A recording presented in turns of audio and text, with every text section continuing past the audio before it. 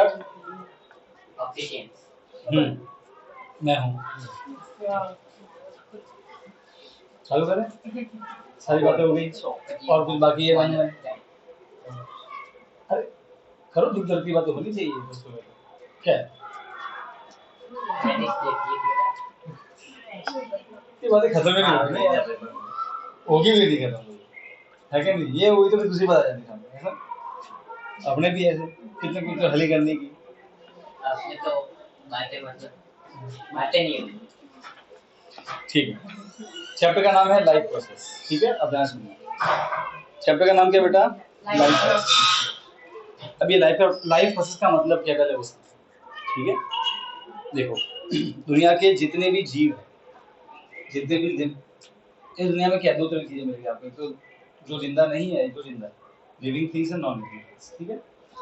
Non living things की बात करनी नहीं, जिंदा है ही नहीं। जो जिंदा है ना, उनको हर जिंदा चीज किससे बनी है? सेल से। ये हमने कहाँ पढ़ा था? 9th में पढ़ा था। एवरी लिविंग ऑर्गेनिज्म, कोई भी जिंदा चीज तो वो सेल से बनी है। इतना क्लियर है? ठीक है। हम 9th में ये भी देखा था, सेल से वाला पैटर्न। सेल में होता क्या? सेल में हर समय क्या होता रहता है? केमिकल रिएक्शन होती है। अगर वो केमिकल रिएक्शन नहीं होगी ना, तो एक सेल जिंदा नहीं रहेगा। और सेल जिंदा नहीं रहेगा, हम जिंदा नहीं रहेंगे। तो हम जिंदा क्यों होता है? क्योंकि हमारे सेल के अंदर कंटिन्यूसली कोई ना कोई रिएक्शन होती है, ओके? और वो रिएक्शन अगर नहीं होगी तो सेल जो होगा, देखो पता क्या होता है जब सेल, जैसे कि अभी देखो, मैं अगर मैं कोई नया स्लीपर लेके, तो और जब उसको यूज करते तो क्या होता है? वो घिसता है, सही बात है ना? उसमें डैमेज भी होते हैं, और होते कि नहीं होते? होते हैं ना। तो सेम वे जब एक सेल बड़ा हो, छोटा होता है, जब वो बड़ा होता है, जैसे जैसे उसकी एक उम्र बढ़ती है, 2 दिन का सेल हुआ, 3 दिन का सेल हुआ, तो क्या उसमें उसकी बॉडी पर डैमेज आता है। इतना क्लियर है? अब देखो यार, ऐसा तो नहीं है कि भाई हम बाहर से कभी दीवार में कोई डैमेज आ जाए तो हम क्या करते हैं? पेंटर को बुलाते हैं, वो पेंट कर देते हैं, ठीक है? काम हो गया। अब सेल के अंदर डैमेज आएगा, वो कौन ठीक करेगा? अब ऑब्वियसली मुझसे दिखता भी नहीं है, तो हम ठीक भी नहीं कर सकता, सही बात है? ओके, तो उन सेल में जो डैमेज आ रहा है, ओके, उसको ठीक करने के लिए हमारे बॉडी में कंटिन्यूसली क्या होता रहता है? केमिकल रिएक्शन होते रहता है। इतनी बात समझ आ गई? इसे हम बोलते हैं सेल। पता है आपको कि घर का मेंटेनेंस करना, बिल्डिंग का मेंटेनेंस करना, मेंटेनेंस का मतलब क्या होता है? अभी आपकी बिल्डिंग का मेंटेनेंस का मतलब क्या हो गया? उसमें जो खराबी है ठीक करना, वही होता है मेंटेनेंस। ऐसे हमारी बॉडी के अंदर भी सेल का कंटिन्यूसली मेंटेनेंस करना, इतनी बात समझ आ गई? और सेल का वो मेंटेनेंस करने के लिए बहुत सी रिएक्शन हमारे बॉडी में होती रहती है। क्लियर है? समझ गए? और वो सेल को मेंटेनेंस करने के लिए वो जो रिएक्शंस है, कुछ रिएक्शन किसी और जगह होगी, कोई रिएक्शन किसी और जगह होगी, ओके? तो वो जो रिएक्शंस है वो कहाँ होती है? सेल किन किन चीजों की वजह से सेल जिंदा है बॉडी में, है ना? कौन से वो ऐसे तरीके हैं जिसकी वजह से वो सेल जिंदा है बॉडी में? उन तरीकों को हम बोलते हैं लाइफ प्रोसेस। अपने सेल, जो सेल होता है, ठीक है, सेल का मेंटेनेंस करने के लिए जो भी सिस्टम हमको बॉडी में चाहिए, ओके, वो सिस्टम हो सकता है कि कौन सा सिस्टम हो सकता है? हमारा रेस्पिरेटरी सिस्टम, सांस लेने वाला सिस्टम। एक कौन सा? किडनी वाला सिस्टम। एक हमारा हम जो खाते हैं, डाइजेस्टिव सिस्टम। ये सभी सिस्टम मिलके काम एक ही कर रहे हैं, सेल में जो खराबी आई उसको ठीक करना। क्योंकि जब सेल है तो हम है, वरना हम नहीं है। तो सेल का जो मेंटेनेंस काम होता है वो जिस प्रोसेस से होता है, रेस्पिरेटरी प्रोसेस, एक्सक्रीटरी प्रोसेस, इन सभी प्रोसेस को हम क्या बोलते हैं? Life process. इतनी बात समझ में आ गई? क्लियर है? इतनी बात समझ में आई कि नहीं? तो लाइफ प्रोसेस में क्या पढ़ने वाले हैं? हमारे बॉडी में से कौन कौन सी चीजें हैं, ठीक है, जो हमारी बॉडी में हमको जिंदा रहने में हेल्प करती है, ओके? अब सब, तो इस चैप्टर में क्या पढ़ेंगे हम? इस चैप्टर में पढ़ेंगे सबसे पहले हम बेसिक चीज क्या चाहिए? खाना, मतलब न्यूट्रिशन, ओके? तो हम डाइजेस्टिव प्रोसेस पढ़ेंगे, सिर्फ इंसान का नहीं, पेड़ों का भी, जो अमीबा है उसका भी पढ़ेंगे, वो कैसे जिंदा है। फिर रेस्पिरेटरी सिस्टम पढ़ेंगे, श्वास लेने वाला सिस्टम, वो क्यों इंपॉर्टेंट है, ठीक है? क्या होता है जब हम ऑक्सीजन को अंदर लेते हैं? अभी हम इतना ऑक्सीजन अंदर गई, अब अंदर क्या हो रहा है आपके साथ में, ठीक है? तो ऑक्सीजन का यूज कहाँ पे होता है, वो पढ़ेंगे भी, ठीक है? ऑक्सीजन तो ले लिया हमने, ठीक है? फिर हम पढ़ेंगे ब्लड के बारे में, और हमारे बॉडी में हार्ट क्यों, ब्लड क्यों, क्या काम है ब्लड का? ब्लड नहीं हो तो क्या होगा? ये बात समझ में आ रही है आपको? और ना हर, आप ये at the end of the chapter आप देखोगे हर सिस्टम आपस में जुड़ा हुआ है। जैसे कि गाड़ी होती है, इतनी बड़ी गाड़ी है, उसमें अगर मैं एक वायर निकालूं ना खोल के, तो क्या इंजन चालू होगा? नहीं होगा। हर सिस्टम जुड़ा हुआ आपस में, ऐसा नहीं कि गाड़ी का मतलब सिर्फ इंजन, नहीं, इंजन, वो क्लच, वो सब सिस्टम मिला के गाड़ी बनती है। आप किसी में एक भी छेड़छाड़ करोगे पूरा सिस्टम खराब हो जाएगा। जैसे फोन है, फोन का पता है एक मदरबोर्ड आता है, सीपीयू का, आप उसमें से एक निकाल दो कोई भी चीज तोड़ के बाद, क्या वो काम करेगा? नहीं करेगा वो, क्योंकि हर चीज जुड़ी हुई है आपस में। आप ये नहीं बोल सकते कि ये ज्यादा इंपॉर्टेंट है, ये कम इंपॉर्टेंट है, हर चीज इंपॉर्टेंट है। फिर हम पढ़ेंगे हमारी बॉडी में किडनी क्यों होती है, क्या काम है किडनी का हमारी बॉडी, समझ गए? उसे हम बोलते हैं एक्सक्रीटरी सिस्टम। ओके, फिर हमारी बॉडी में एक और सिस्टम होता है, लिम्फेटिक सिस्टम। बहुत आपने इसका नाम पहले नहीं सुना होगा, 9th में हल्का हल्का जिक्र आया होगा शायद मेरे हिसाब से, उसको डीप में पढ़ेंगे। आप में से किसी ने पता नोटिस किया होगा, बहुत देर तक जब पाँव रखते हैं ना नीचे, तो पाँव सूज जाते हैं।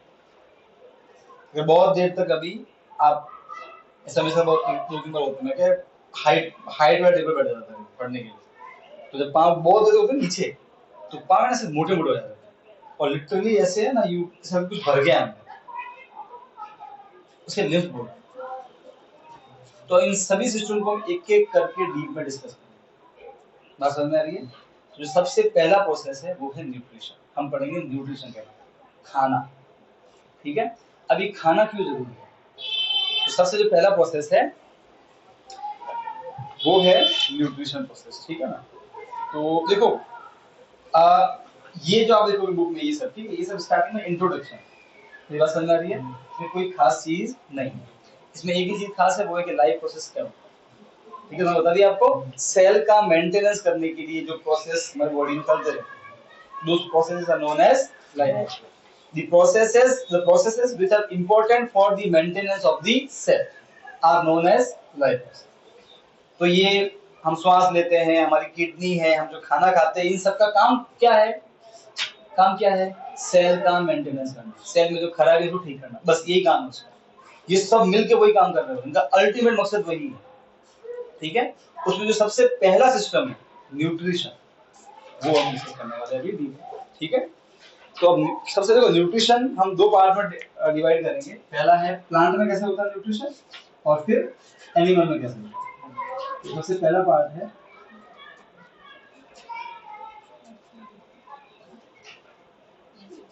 न्यूट्रिशन। न्यूट्रिशन क्या होता है,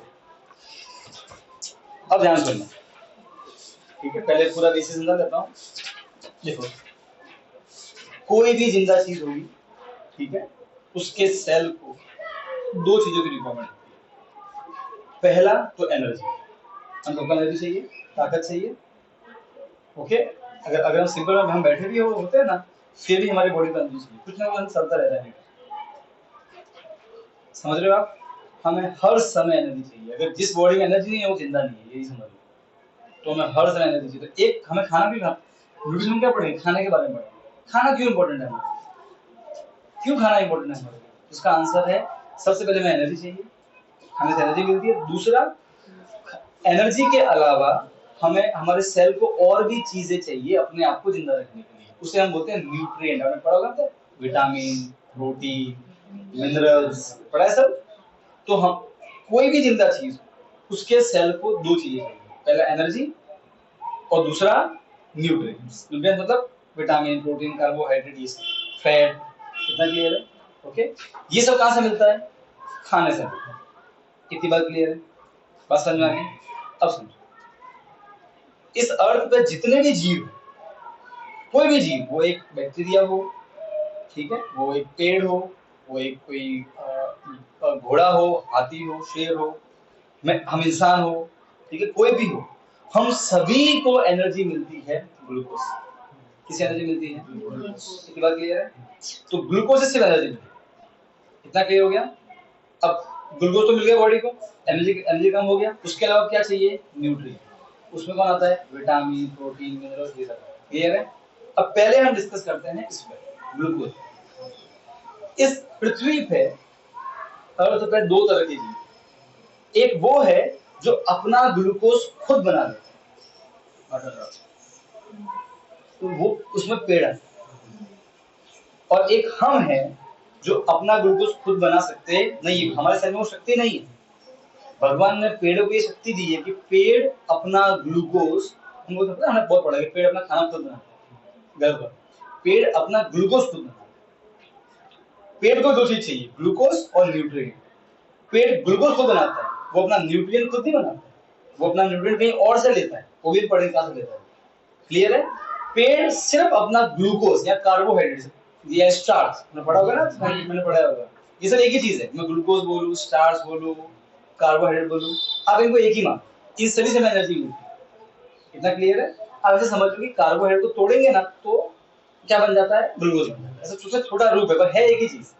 अरे यस और नो, तो भी जब भी बोलूं कार्बोहाइड्रेट, स्टार्च, ग्लूकोज, तो कंफ्यूज मत होना, मैं एक ही की बात कर रहा हूँ। इसी से हमें क्या मिलती है, एनर्जी। तो जो पेट होते हैं ना, ये अपना कार्बोहाइड्रेट, स्टार्च या ग्लूकोज खुद ना, इनके सेल में क्षमता है, क्लियर है। इनको कहीं बाहर से जरूरत नहीं पड़ती चीज लेने, क्लियर है। अब रही बात न्यूट्रिएंट की, पेट को भी विटामिन चाहिए, पेट को भी पता नाइट्रोजन चाहिए, मैंने पढ़ा था 9th में नाइट्रोजन साइकिल आई थी। पेट पता है, हमने चैप्टर पता है अपना वो था फूड इंप्रूवमेंट, उसमें दो चीजें थी, एक था माइक्रो न्यूट्रिएंट, एक था मैक्रो न्यूट्रिएंट, याद आया? Yes. क्या होता है मैक्रो न्यूट्रिएंट? वो चीजें जो पेड़ को ज्यादा चाहिए उसको बोलते हैं मैक्रो, उसमें नाइट्रोजन था, बहुत कुछ था, यस और नो। अब ये जो न्यूट्रिएंट है, ये कहां से मिलता है पेड़ को? ये सब मिट्टी से, ये पेड़ खुद नहीं बनाता है। पता है हम बोलते हैं कि उपजाऊ मिट्टी है, फर्टाइल सॉइल है, क्या मतलब है? वो मिट्टी उपजाऊ कहलाती है जिसमें वो हर चीज जो प्लांट को चाहिए। अगर मैं मान लो कि ये मिट्टी है, अभी कोई बोले कि ये बहुत उपजाऊ मिट्टी है, मैं मेरे पास ताकत आ जाए कि उसमें सब कुछ बाहर निकाल दूं, न्यूट्रिएंट बाहर निकाल दिया, वो मिट्टी बंजर बन जाए, पेड़ के काम की नहीं। मिट्टी उपजाऊ कब होती है? जब उसमें वो हर चीज है जो किसको चाहिए, पेड़ को चाहिए।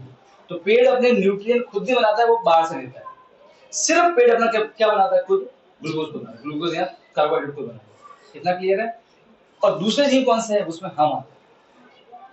हम वो लोग हैं जो ना तो अपना खुद का ग्लूकोज बना सकते हैं और ना खुद का न्यूट्रिएंट बना सकते हैं। हमको ग्लूकोज चाहिए, वो भी बाहर से मिलेगा हमको, और हमको जो न्यूट्रिएंट चाहिए, विटामिन, प्रोटीन, जो भी चाहिए, मिनरल्स, फैट, वो सब बाहर से मिलेगा। तो मतलब हम कार्बोहाइड्रेट और मिनरल्स या जो न्यूट्रिएंट्स है वो सब कहां से लेते हैं, बाहर से, ठीक है।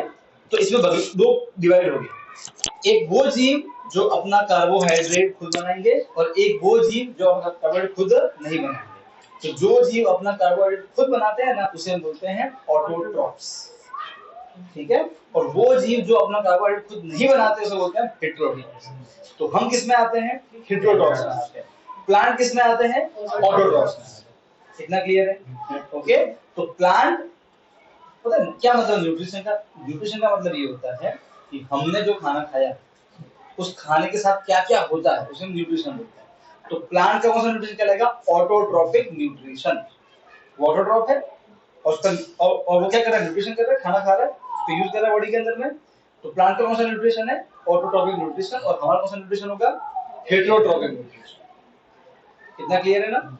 अब प्लांट जब खाना ले लेता है फिर उसकी बॉडी में क्या होता है, ये वो डिस्कस करेंगे, और फिर हम पढ़ेंगे हम जब खाना खाते हैं, ठीक है, फिर क्या होता है उस खाने से हमारी बॉडी में, हम वो डिस्कस करेंगे। फिर अमीबा कैसे खाना अंदर लेता है बॉडी के अंदर में, पैरामीशियम कैसे खाना लेता है अपनी बॉडी के अंदर में, और उनके बारे में। इतना क्लियर है बात। तो प्लांट क्या होते हैं, प्लांट ऑटोट्रॉप्स है और हम क्या है, हेटेरोट्रॉप्स है, ठीक है। सर प्लांट्स हेटेरोट्रॉफ भी है क्योंकि वो तो न्यूट्रिएंट्स तो सॉइल में से लेता है। ऑटोट्रॉप और हेटेरोट्रॉप ये डिसाइड होता है ग्लूकोज से, ठीक है। जो ग्लूकोज खुद बनाएगा वो ऑटोट्रॉप, और जो ग्लूकोज खुद नहीं बनाएगा वो हेटेरोट्रॉप। इतना क्लियर है। तो ऑटोट्रॉप और हेटेरोट्रॉप डेफिनेशन ग्लूकोज को देख के बनी है, न्यूट्रिएंट को देख के नहीं बनी। बात समझ में आई।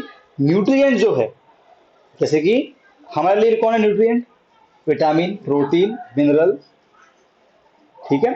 प्लांट के लिए कौन न्यूट्रिएंट, नाइट्रोजन, फास्फोरस, मैंगनीज, अरे हाँ क्या ना, ये प्लांट के न्यूट्रिएंट है। ये सब हम बाहर से लेते हैं, सिर्फ ग्लूकोज प्लांट खुद बनाता है, इसलिए इसको ऑटोट्रॉप बोला गया। इतना क्लियर है, ओके।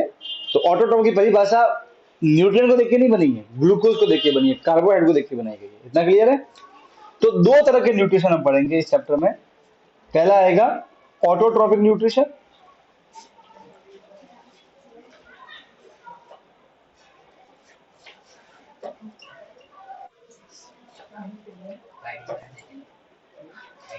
और दूसरा आएगा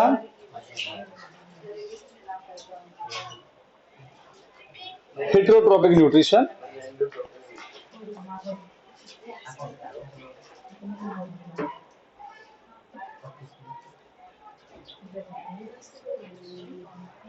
आप देखिए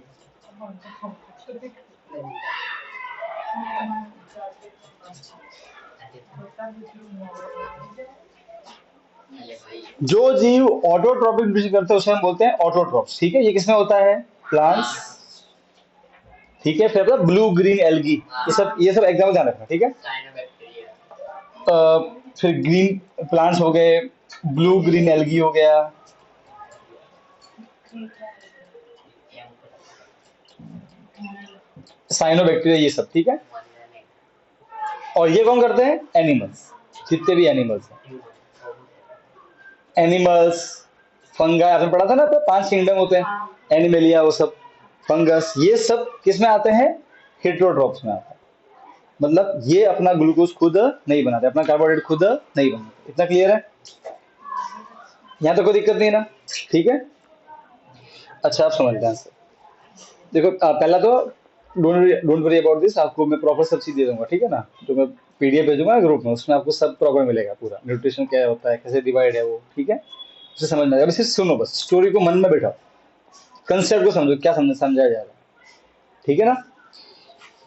अब ऑटोट्रॉफ में, अब पहले हम ये डीप में डिस्कस करेंगे और फिर इसको डीप में डिस्कस करेंगे। इसमें ह्यूमंस आता है, ठीक है ना, फिर अमीबा आता है, वो सब आएगा। अभी हम प्लांट, अब इसमें हम सिर्फ प्लांट के बारे में पढ़ेंगे। प्लांट अपना ग्लूकोज खुद कैसे बनाता है वो समझेंगे। इतना क्लियर है? ओके, वो कैसे बनाता है, ये पूरी, ये क्या, देखो, प्लांट अपना न्यूट्रिएंट कैसे लेता है? सिंपल सा प्रोसेस है।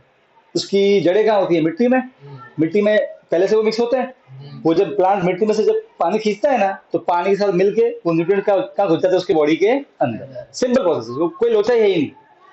पर जब प्लांट खुद का ग्लूकोज बनाता है ना, वो एक पूरी लंबी केमिकल रिएक्शन होती है। ठीक है, पूरा एक प्रोसेस है, उस प्रोसेस के जरिए वो होता है। इतनी बात समझ में आ गई? तो अब हम समझेंगे कि ये जो, ऐसा क्या है इनके अंदर कि ये अपना कार्बोहाइड्रेट ग्लूकोज खुद बना सकते हैं और ये नहीं बना सकते। जबकि हमने पढ़ा है कि ये भी सेल है, इनकी बॉडी सेल से बनी है और इनकी बॉडी भी सेल से बनी है। तो इसका आंसर है प्लास्टिड। पढ़ा था ना 9th में? क्लोरोप्लास्ट बोलते हैं पढ़ा था प्लास्टिड। यस प्लास्टिड एक ऐसी चीज है, पता है, हम हमारे सभी के सेल के अंदर में माइटोकॉन्ड्रिया, गोल्गी बॉडी, उसे हम क्या बोलते हैं? सेल ऑर्गेनस बोलते हैं। सही बात है। सेल के अंदर जो वस्तुएं है ना, जैसे ये कमरा सेल है, इसके अंदर कौन है? हम लोग हैं, तो हम क्या हुए? Cell organelles. इतना क्लियर है? तो हर सेल के अंदर कुछ सामान होता है, उसे हम बोलते हैं सेल ऑर्गेनल्स। प्लांट के सेल के अंदर कुछ ऐसी चीजें जो सिर्फ उसके अंदर ही मिलती है, उसमें से एक कौन है? ये प्लास्टिक, जो सिर्फ प्लांट के अंदर होता है और कहीं नहीं। और दूसरा कौन है? Cell wall. मालूम है कुछ? Only present in plants. सही है, सेल वॉल तो ठीक है, पर ये इंपॉर्टेंट है। प्लांट के अंदर प्लास्टिड होता है, और प्लास्टिड क्या होता है? प्लास्टिड वो चीज है जो प्लांट को कलर देती है। जैसे कि फूल ऑरेंज कलर का फूल है, वो क्यों है? इसका मतलब जो प्लास्टिड है उसका, वो कैसा है? ऑरेंज कलर का है। कोई टमाटर कलर लाल है, क्यों है? क्योंकि उसके अंदर जो प्लास्टिड है उसका कलर कैसा है? लाल है।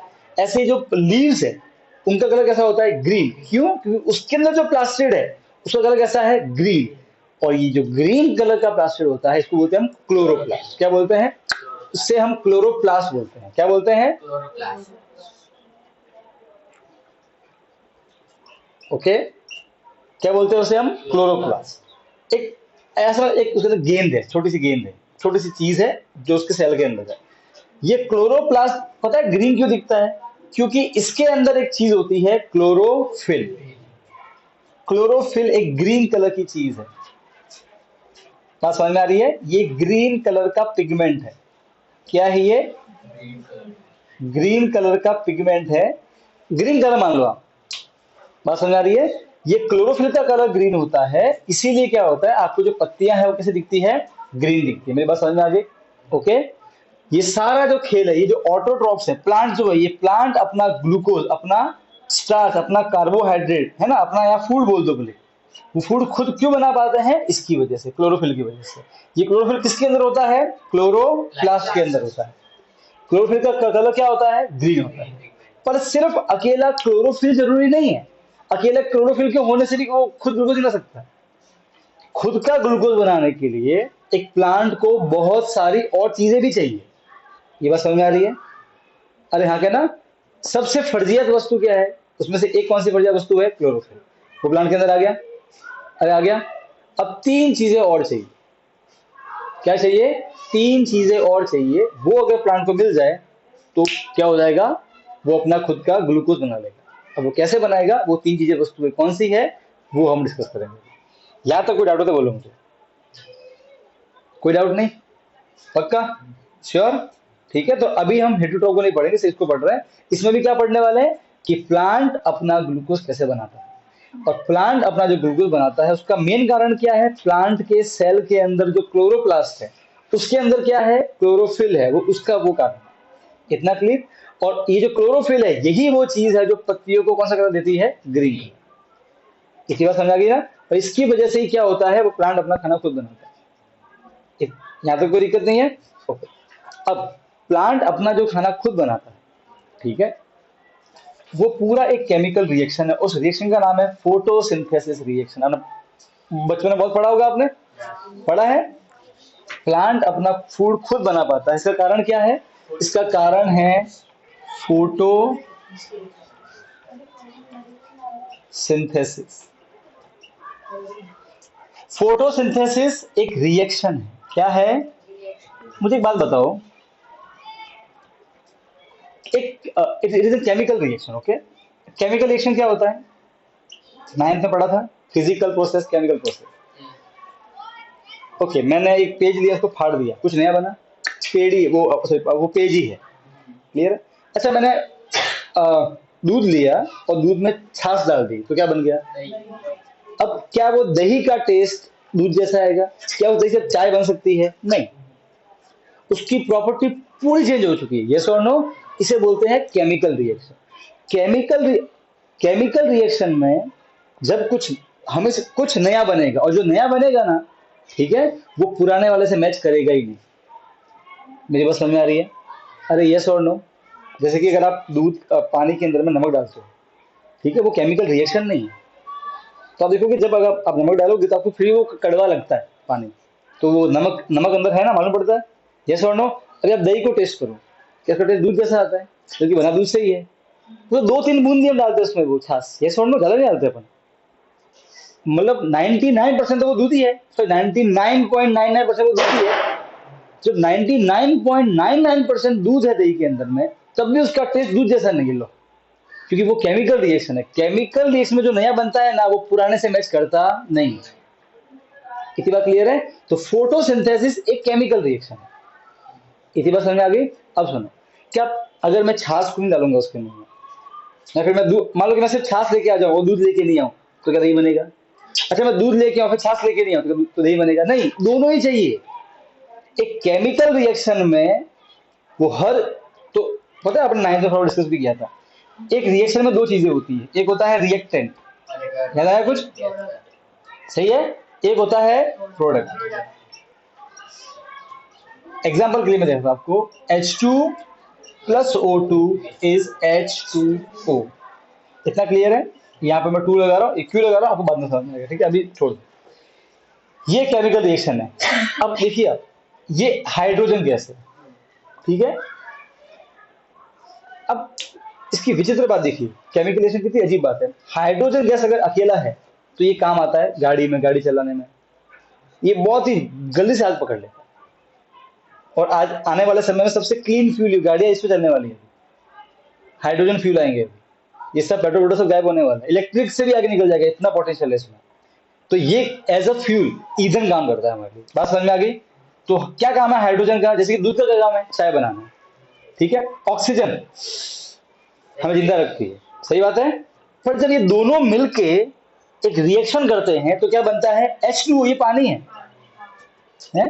तो जब दम घुटता है, नाक में पानी डालते हो, ये बना ऑक्सीजन से ही है, इसके अंदर ऑक्सीजन है, फिर भी इसकी प्रॉपर्टी मैच नहीं करती है इससे। ये बना हाइड्रोजन से ही है, तो इसकी कोई प्रॉपर्टी मैच नहीं करती हाइड्रोजन से। हाइड्रोजन तो जल्दी से आग पकड़ लेता, फटाक करके एकदम, पानी आग पकड़ेगा ही नहीं, तो प्रॉपर्टी मैच नहीं करती इससे। तो एक रिएक्शन में दो चीजें होती हैं, एक रिएक्टेंट और एक प्रोडक्ट। अब अगर आपको ये बनाना है तो आपकी दोनों चीज चाहिए, इसमें से अगर एक भी चीज गायब हो गई तो वो रिएक्शन होगी नहीं। वैसे ही फोटोसिंथेसिस की रिएक्शन के लिए हमें कुछ रिएक्टेंट चाहिएगा, वो आपस में रिएक्शन करेंगे और वो कुछ नई चीज बनाएंगे। बात समझ आ गई? तो फोटोसिंथेसिस के लिए रिएक्टेंट क्या होता है, यहाँ पे क्या चाहिए, पहले हम वो डिस्कस करेंगे, और जब वो रिएक्शन हो जाएगी फिर क्या बनेगा वो डिस्कस करेंगे। बात समझ में आ रही है? तो फोटोसिंथेसिस में रिएक्टेंट क्या क्या होता है वो देखते हैं। आपने रिएक्शन पहले भी पढ़ी होगी, छोटी क्लास में पढ़ी होगी। तो वो रिएक्शन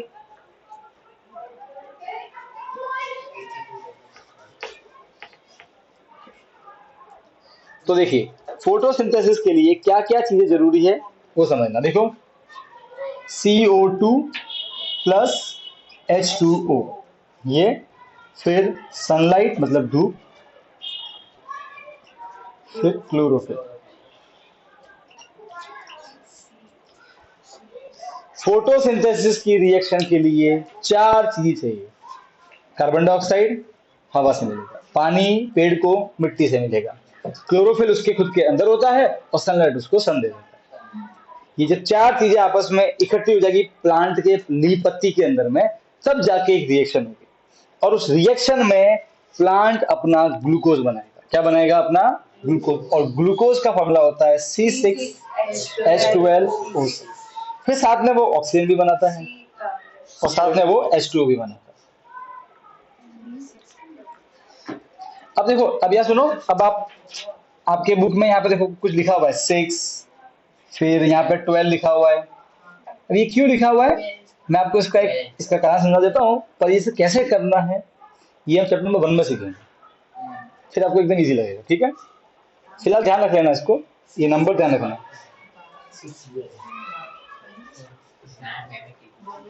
अब सुनो बेटा, ये क्या है?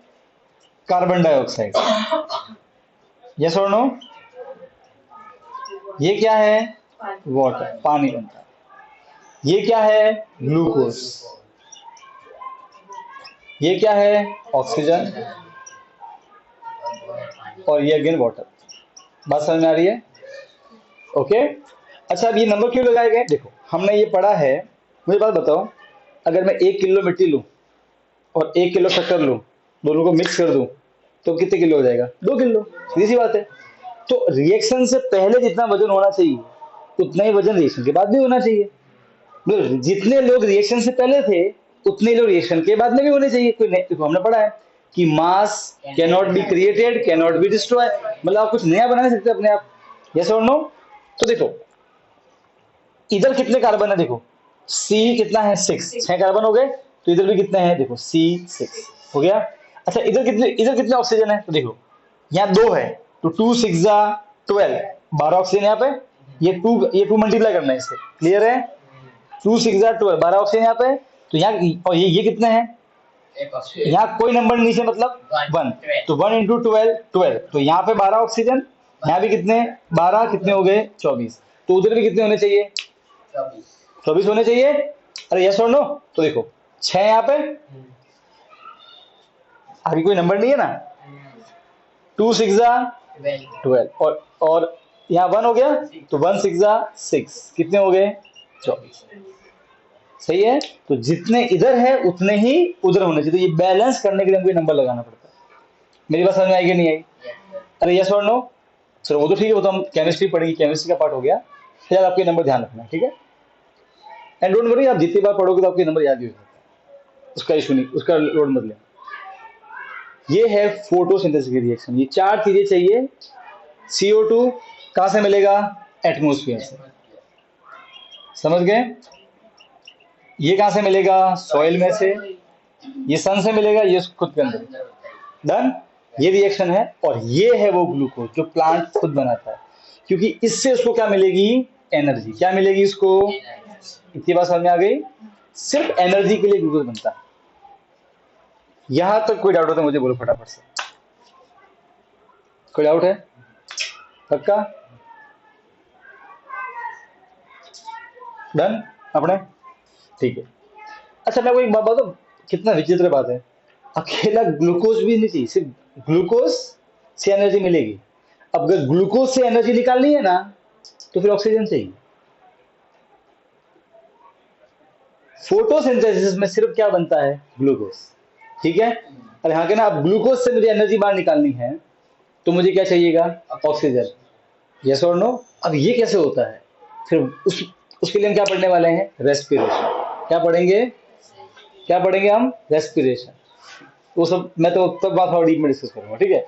अच्छा पता है, आपने सुना होगा तो प्लांट हमें ऑक्सीजन देते हैं, ये देखो ऑक्सीजन देते हैं प्लांट, ये रिएक्शन करता है अपने अंदर में और वो हवा में क्या छोड़ता है, ऑक्सीजन।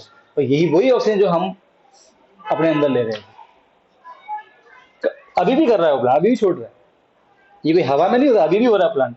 आपके गमले में जो छोटा ग्रीन प्लांट है वही कर रहा है। इतनी बात समझ में आ गई। ये वही ऑक्सीजन है जो फोटोसिंथेसिस प्लांट छोड़ते हैं, तो प्लांट अगर ये करना बंद कर दे तो ये हवा में आएगा नहीं और ऑक्सीजन खत्म हो जाएगी, आंसर खत्म हो जाएंगे। इसलिए प्लांट जरूरी है। कितनी बार क्लियर है ना, ठीक है। तो प्लांट हमको ऑक्सीजन देते हैं कौन सी रिएक्शन की वजह से, फोटोसिंथेसिस रिएक्शन की वजह से।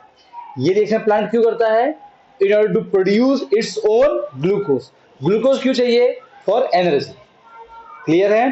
ग्लूकोज से एनर्जी निकालनी है तो हमें क्या चाहिए, ऑक्सीजन। उसके लिए क्या पढ़ना पड़ेगा, रेस्पिरेशन, मतलब श्वास कैसे लेते हैं, ठीक है। पर वो बाद में पढ़ेंगे, अभी वो उसका पार्ट है। अभी हम सिर्फ फोकस कर रहे हैं न्यूट्रिशन पे। न्यूट्रिशन में दो पार्ट होते हैं। पहला पार्ट क्या है कि ग्लूकोज कहां से आएगा, दूसरा पार्ट क्या है कि न्यूट्रिशन कहां से आएगा, मतलब नाइट्रोजन फॉस्फोरस, सही है। तो प्लांट का जो न्यूट्रिशन है, नाइट्रोजन फॉस्फोरस, वो कहां से लेता है, सॉइल में से, ठीक है। अब प्लांट अपना ग्लूकोज कहां से लाता है, तो वो खुद बनाता है। तो क्या नाम है उस रिएक्शन का, फोटोसिंथेसिस। इतनी बात समझ में आ गई, डन, ठीक। अब देखो ये रिएक्शन जब होती है ना, पूरा एक प्रोसेस है, ओके। तो उस पत्ती के अंदर क्या होता है, प्लांट की जो लीव है ना, जो पत्ती है उसके अंदर क्या चल रहा होता है, अभी हम वो डिस्कस करेंगे, ठीक है, कि कैसे ये प्रोसेस होता है। और बाद में हम ये प्रूव करेंगे कि अगर ये नहीं है तो भी रिएक्शन नहीं होगी, ये नहीं है तो भी रिएक्शन नहीं होगी, ये नहीं है तो भी रिएक्शन नहीं होगी, ये नहीं है तो भी रिएक्शन नहीं होगी। हम ये प्रूव करेंगे कि चारों चीज जरूरी है ये रिएक्शन करवाने के लिए, ठीक है। हम एक एक्टिविटी पढ़ेंगे पूरी बढ़िया वाली। तो उससे पहले हम समझते हैं कि फोटोसिंथेसिस में होता क्या क्या है। सो हम डिस्कस करेंगे कौन कौन सी घटनाएं, कौन कौन से इवेंट होते हैं during the reaction of photosynthesis. यहां तो कोई डाउट नहीं है ना भाई, पक्का, ठीक।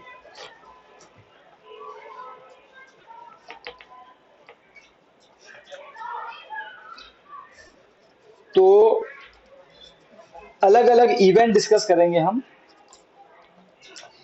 So different different events during photo. सबसे पहले क्या होता है, देखो मैं ये लिख रहा हूं फिर समझाता हूं आपको। एब्जॉर्प्शन ऑफ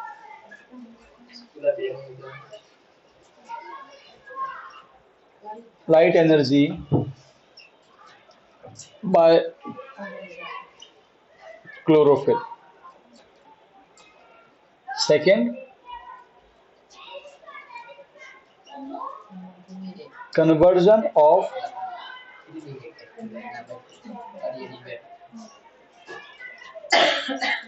light energy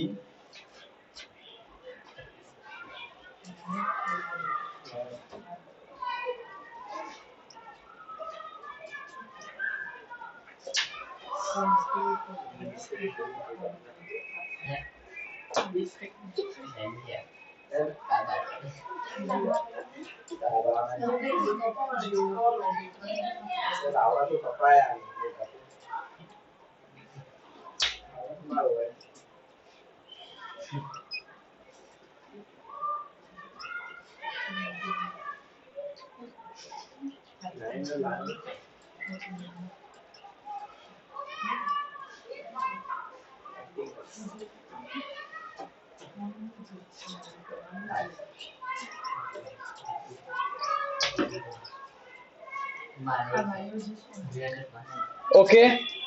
अब ये घटनाएं पढ़ो। फोटोसिंथेसिस की रिएक्शन में तीन घटनाएं घटती, ठीक है। अब ये जरूरी नहीं कि पहले ये होगा बाद में ये होगा, ये कब भी हो सकता है।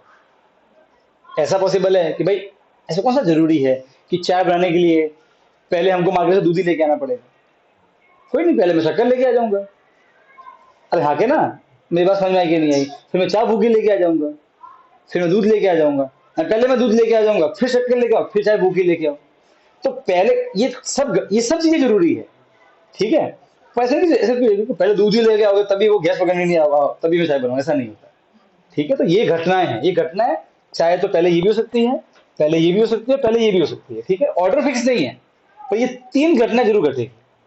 क्योंकि देखो पता है अब लोग ऐसा क्यों होता है, देखो प्लांट अलग अलग कंडीशन में रहते हैं। ऐसे प्लांट भी हैं जो ठंडे इलाकों में होते हैं, हिमालय पहाड़ के आसपास।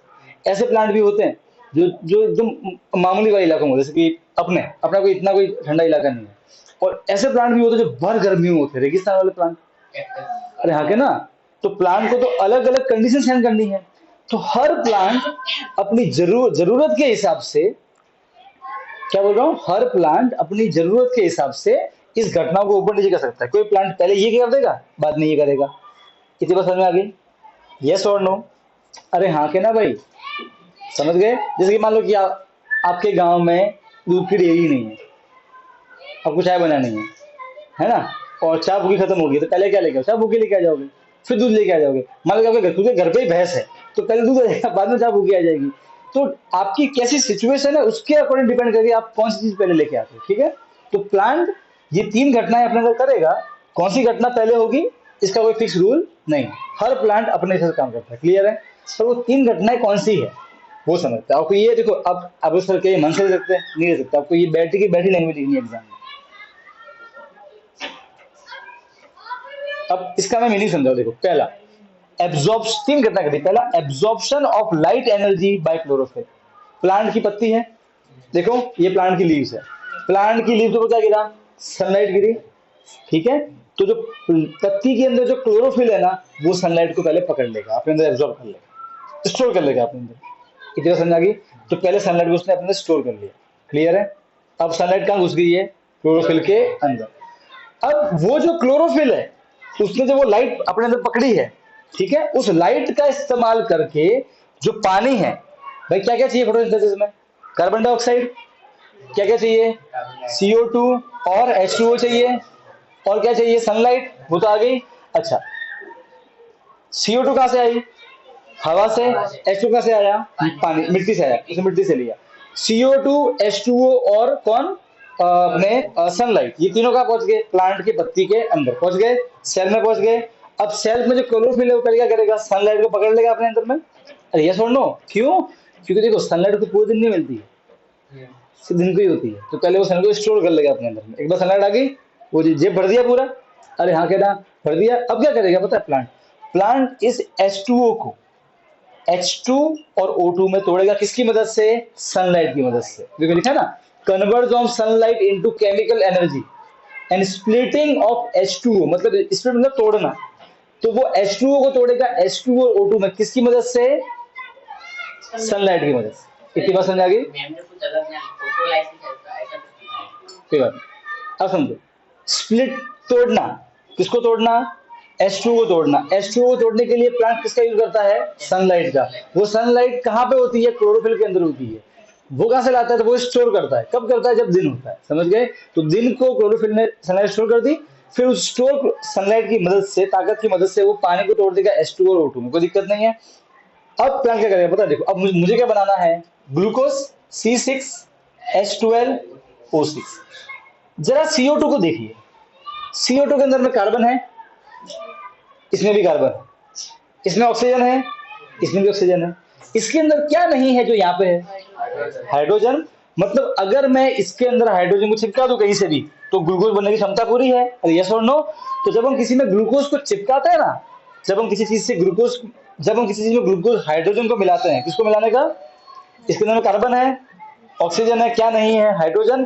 तो जब हम किसी चीज में हाइड्रोजन को ऐड करते हैं, क्या करते हैं, ऐड, उसे बोलते हैं रिडक्शन। क्या बोलते हैं, अगेन केमिस्ट्री का पार्ट है, चैप्टर नंबर 1 में आगे मैं डीपर समझाऊंगा। अभी ध्यान रखो, जब हम हाइड्रोजन को किसी के अंदर मिलाते हैं तो हम क्या बोलते हैं, हमने रिडक्शन किया। क्या किया है, तो इसका मतलब पता क्या है, रिडक्शन ऑफ CO2, मतलब CO2 के अंदर में हाइड्रोजन को जोड़ देना। बात समझ में आ गई?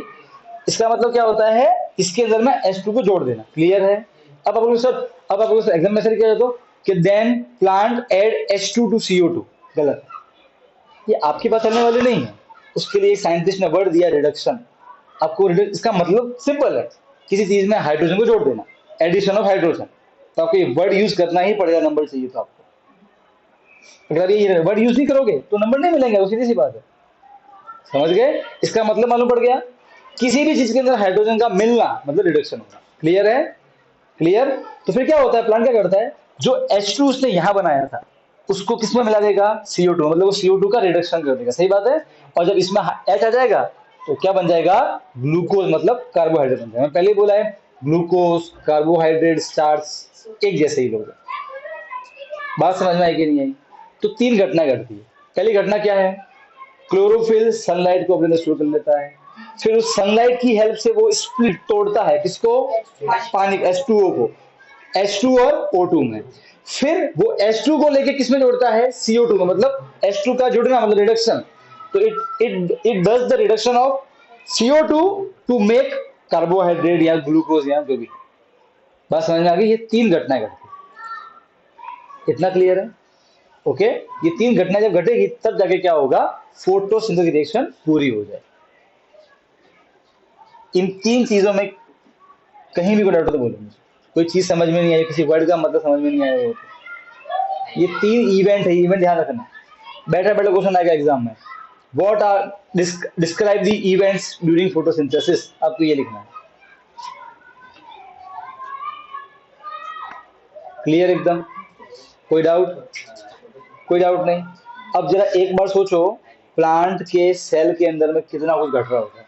अब बाहर से हम पेड़ को देखते हैं, तो जस्ट ऑब्जर्व करो इस पेड़ को, और सबको दिख रहा है, तो कोई भी चीज देखो, प्लांट दिख नहीं रहा, ऐसा हो रहा होगा उसके अंदर, इतना जंजाल उसके अंदर हो रहा होगा।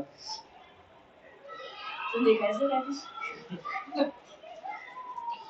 वो बिल्डिंग को प्लान के। और देखो, हम जब ऐसे समझ के पढ़ते हैं ना इस दुनिया को, तब मालूम पड़ता है कि वो कितना बड़ा डिजाइनर है, हम तो कोई नहीं उसके आगे। कितना कितना एकदम सिस्टमेटिकली काम हो रहा है। देखो, उसको मालूम है कि जब तक CO2 में H2 नहीं जुड़ेगा तो काम होगा नहीं, पर H2 कहां से मिलने वाला है, H2O से, उसको तोड़ना पड़ेगा, उसके लिए क्या चाहिए, सनलाइट। सब सिस्टम गोठवा हुआ है पूरा।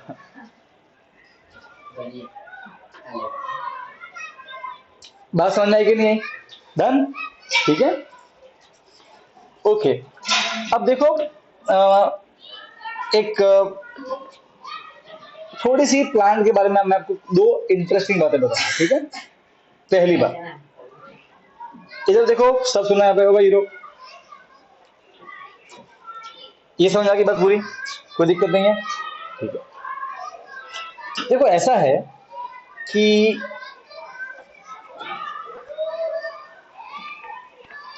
हम इंसानों में और प्लांट में एक फर्क है।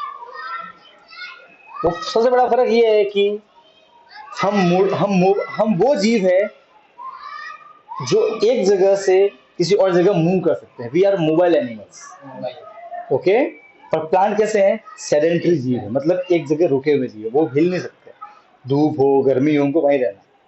सही बात है, ओके। अब देखो क्या होता है, देखो मुझे बात बताओ, क्या आपको हर दिन बराबर ताकत की जरूरत पड़ती है? नहीं। आप किसी स्पोर्ट्स खेलने गए, वहां आपको ज्यादा ताकत चाहिए। आज आपने कुछ काम नहीं किया, वो कम ताकत चाहिए। अरे यस और नो, बात समझ आ रही है? देखो, तो क्या होता है पता है, प्लांट कंटिन्यूसली क्या बनाता रहता है, ग्लूकोज। क्या बनाता रहता है, कोई दिक्कत नहीं है। अब तो सीधी सी बात है बेटा, कभी कभार बहुत बार ऐसा भी होगा कि ग्लूकोज एक्स्ट्रा बन जाएगा। अरे हाँ, क्या ना भाई, मान लो कि प्लांट ने आज 100 ग्लूकोज बनाए। कितने बनाए, 100। ये एक ग्लूकोज हुआ, ये कितना ग्लूकोज हुआ, एक। ऐसे से कितने बना दिए, 100। कितने बना दिए, 100, ठीक है। वो हर दिन में कितना बनाता है, 100 ग्लूकोज, ऐसा मान लो। आज उसको केवल 50 चाहिए थे। कितने चाहिए थे, मान लो कि 40 चाहिए, ठीक है। कितना उसने यूज कर लिया, 40 ग्लूकोज, तो कितना बच गया, 60 ग्लूकोज बच गया। अरे हाँ, क्या ना। अब अगले दिन वो वापस 100 बनाएगा, वो उसका काम ही है, वो डेली बनाएगा ग्लूकोज अपना, ठीक है। अरे यस और नो, बात समझ आ रही है? अब मान लो कि उस दिन उसको 60 चाहिए थे, तो कितने बच गए, 100 में से 60 यूज कर लिए, 40 बच गए। अब पिछले दिन के 60, आज के 40, कितने हो गए, 100 ही तो एक्स्ट्रा हो गए। ये बात समझ आ गई है? तो प्लांट जो होते हैं ना, जो उसका वो एक्स्ट्रा ग्लूकोज है, उसको वो यूज नहीं कर सकते, कोई दिक्कत नहीं ना, अगले दिन मत बनाना। सीधी सी बात है ना भाई, आपके घर में इमेजिन करो कि भाई 2 दिन की रोटी इकट्ठी होगी, तो क्या करते हैं, हम क्या करते हैं, हम थर्ड डे रोटी नहीं बनाते, रोटी को बिगाड़ देते हैं, हम ऐसा करते हैं। और यहाँ के ना प्लांट ऐसा नहीं कर सकते, बहुत से प्लांट, क्यों, उनको मालूम है कभी दिन खराब आ सकते हैं, कभी अकाल पड़ गया, पानी नहीं होगा जमीन के अंदर, तो बिना H2O के फोटो वो होगा नहीं फोटोसिंथेसिस। फोटोसिंथेसिस के लिए क्या चाहिए, CO2, H2O, क्लोरोफिल और सनलाइट, सही है। अकाल पड़ गया तो आपने कभी नोटिस किया है, पता है जब गर्मियां आती हैं तो कभी अब आबू जाना तो फिर पेड़ पूरे सूख जाते हैं। मैं आपको बढ़िया एक ऑब्जर्वेशन दिखाता हूँ। मेरी दीदी रहती है, हमारे उनके बच्चे का सिटी में पढ़ते हैं, तो वो गांव से सिटी में आ गए अभी, ठीक है ना। जीजा जी गांव में ही रहते हैं और दीदी सिटी में रहती है बच्चों के साथ में। तो जब छुट्टियां पड़ती 1.5 महीने की, तो वहाँ घर के जैसे तुलसी का पेड़ है। अब डेली जो दीदी पूजा करती है, पानी डालती है, तो काम हो जाता है, ठीक है। अब क्या होता है पता है, जब गर्मियां आती है छुट्टियां वहाँ लंबी होती है, 1.5 महीने छुट्टियां होती है। अब आस पड़ोस के सभी लोग भी ऐसे ही हैं जो अपने बच्चों को पढ़ाने के लिए आते हैं, तो सब चले जाते हैं। अब 1.5 महीने तक तुलसी के पौधे को पानी मिलता नहीं। हम जब वापस आते हैं ना 1.5 महीने बाद में, तुलसी एक सूखी लकड़ी होती है, सही झूल रही होती है ऐसे, पत्ते वत्ते डाले सब गिर जाती है। पानी डालते हैं 2 दिन में वापस वो जिंदा होता है, वो देख के तो मर गया है। अब इमेजिन करो, अंदर पानी नहीं था, H2O नहीं था, बिना H2O के क्या होगा, फोटोसिंथेसिस नहीं होगा। क्या बिना फोटोसिंथेसिस ग्लूकोज बनेगा क्या, नहीं बनेगा ना। अरे यस और नो, तो फिर वो जिंदा कैसे रहा, बिना ग्लूकोज का एनर्जी नहीं बनेगी, यस और नो। तो इतने समय तो उसको एनर्जी मिली कहां से होगी, उसने जो एक्स्ट्रा ग्लूकोज बनाया था वो उसको यूज नहीं करता है, वो उसको स्टोर कर लेता है अपने अंदर, उसको मालूम है बुरे दिन आने वाले हैं। बात समझ में आई। तो बुरे दिनों के लिए, बुरे दिन मतलब, अब आप लोगों सर प्लांट है सम बैड डेज, ऐसी भाषा मत लिखना भाई, 7th में ऐसा ही हुआ था। 7th में जब मैं साइंस पढ़ा रहा था, तुम्हारे तुम्हारे जो पीछे क्लास है, कौन है, सुहानी वाली क्लास, तो मैंने बताया कि भाई हम जो खाना खाते हैं ना, तो हमारे पेट में एसिड होता है, ठीक है। उस पेट में एसिड है, पेट के अंदर में, फिर तो हमारा पेट फट जाना चाहिए भाई, एसिड है, बहुत ही स्ट्रॉन्ग एसिड है, फिर तो पेट फट। पेट क्या है हमारा, मांस का एक टुकड़ा ही तो है ना। अगर आप किसी भी मांस पर डालोगे एसिड, तो वो पूरा फट जाएगा पूरा, तो हमारा पेट भी नहीं फटता फिर। तो मैंने बताया कि इसको उस एसिड से बचने के लिए हमारे पेट में होता है म्यूकस। अब किसको म्यूकस का मतलब मालूम नहीं, इसका सीधे सा मतलब नाकिन नोजी, सेडा, समझ गए। तो मैंने बचपन से व्हाट इज म्यूकस, उनके बेटा म्यूकस मींस नाकिन नोजी, जो दिल टपकती है। अब देखो यार एग्जाम तो क्या लिखा, मैंने क्वेश्चन दिया वन वर्ड का, name the thing which protect us from the acid inside the stomach. तो क्या लिखा है, नाक की नोजी। अब वो म्यूकस वर्ड भूल गया होगा। अब देखो अगर टेक्निकली देखा जाए तो सही आंसर है, पर साइंटिफिकली वो सही नहीं, मीन्स साइंटिफिक वर्ड के हिसाब से बोलता हूँ, उसको म्यूकस लिखना पड़ेगा। तो अगेन बोलूंगा, आप प्लीज ऐसी भाषा यूज ना करें अपने आंसर में। इसलिए मैं इस बार आपके आंसर राइटिंग में, मैं स्टार्टिंग जब टेस्ट होंगे, मैं स्टार्टिंग से स्ट्रिक्ट रहने वाला हूँ। किसी भी आंसर में आपकी स्पेलिंग ज्यादा मिस्टेक होगी, मैं पूरा आंसर क्रॉस मारूंगा। अगेन आपके ये फालतू फालतू वर्ड यूज करोगे, मैं पूरा क्रॉस मारूंगा। आपको प्रॉपर बुक की स्लैंग्वेज में लिखनी है, समझाने का काम मेरा है, जितना हो सके उतना अच्छे से, है ना, वो काम मेरा है, पर बाकी काम फिर आपका है। आपका काम है उसको, अगर आपको याद नहीं हो रहा है बेटा, लिख लिख याद करना, तरीका यही है, तो याद करना आप, ठीक है। जो बुक की भाषा है, जो नोट्स की भाषा है, जो आपको क्वेश्चन आंसर भेजूंगा, बस वो बैठे बैठे वो याद होने चाहिए। उसको समझ समझ के पढ़ो, रिडक्शन हो रहा है मतलब H2 जुड़ रहा है, ये कि माइंड में होना चाहिए, ये रटना नहीं है। आपको मालूम होना चाहिए कि रिडक्शन का मतलब क्या है ना। ऐसा नहीं बनना है वो चतुर रामलिंगन की तरह। कौन सा ये, अच्छा वो थ्री इडियट। अच्छा आपने उसको सुनी है उसकी स्पीच, वो क्या बोलता है कि इसका बलात्कार बलात्कार किया। अब अच्छा से वो वर्ड क्यों बोला, अगर उसको उसका मीनिंग मालूम होता वो बोलता, उसको मीनिंग ही नहीं मालूम था। तो आपको ये मीनिंग मालूम है, रिडक्शन का मीनिंग मालूम होना चाहिए कि क्या मतलब रिडक्शन, क्या मतलब रिडक्शन का, H2 का जुड़ना, ये मतलब मालूम होना चाहिए। अब वो वर्ड याद रखना, रिडक्शन, कभी कोई पूछ ले अच्छा रिडक्शन होता है क्या, मतलब रिडक्शन का, ए भाई H2 का जुड़ना रिडक्शन, समझ गए। कोई दिक्कत है क्या, नहीं नहीं, बहुत होता है, कुछ और भी मीनिंग है उसका, वो डीप में अपने केमिस्ट्री में चैप्टर बनना, ठीक है, वहां देखेंगे अपन। ये बहुत समझ आ गई। तो प्लांट क्या करता है पता है, जो वो एक्स्ट्रा ग्लूकोज बनाता है वो स्टार्च के रूप में, किसके रूप में, स्टार्च के रूप में, वो क्या करता है एक्स्ट्रा ग्लूकोज को, किसको, प्लांट एक्स्ट्रा वाले ग्लूकोज को स्टार्च के रूप में अपने अंदर स्टोर कर लेता है। बात समझ में आ गई? और जब उसके बुरे दिन आते हैं तब वो उसी स्टार्च को हीट करके जिंदा रहता है। उसको मालूम है अच्छे दिन भी आएंगे आपस से, तब तक जिंदा रहना है, तब तक जिंदा रहना है। इसलिए नोट करना कभी जब जब अकाल पड़ता है, पत्तियां पत्तियां डालियां सब सूख जाती है, उसको मालूम है मुझे कोई जरूरत नहीं है, तो फिर वापस आ जाएगी, बस वो जड़ जिंदा रहनी चाहिए। बात समझना है कि नहीं आई? ठीक है, तो प्लान क्या करता है?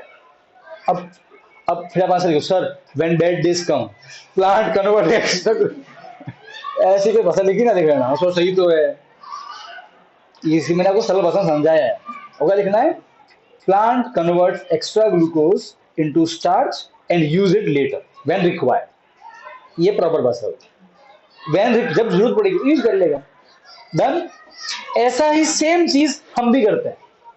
पता है देखा लोगों की टोन भूल जाती है, फैट।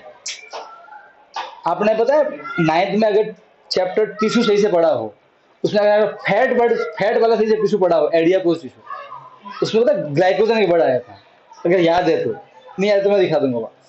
ठीक है, तो पता हम क्या करते हैं, हमारे बॉडी में भी ये होता है। अब देखो हम दिन भर चढ़ते रहते हैं, पता है लोग क्यों फूल जाते हैं, ये फैट वेट क्यों बढ़ता है बॉडी में, इसका कारण होता है समझना। नहीं अरे कुछ तो यार हद से ज्यादा फूल जाते हैं, इसका कारण क्या पता है? देखो देखो हमारी बॉडी को भी एनर्जी चाहिए। ओए ओए यहाँ देखो, हमारी बॉडी को भी क्या चाहिए, क्या चाहिए हमारी बॉडी को? हमारी बॉडी को एनर्जी चाहिए।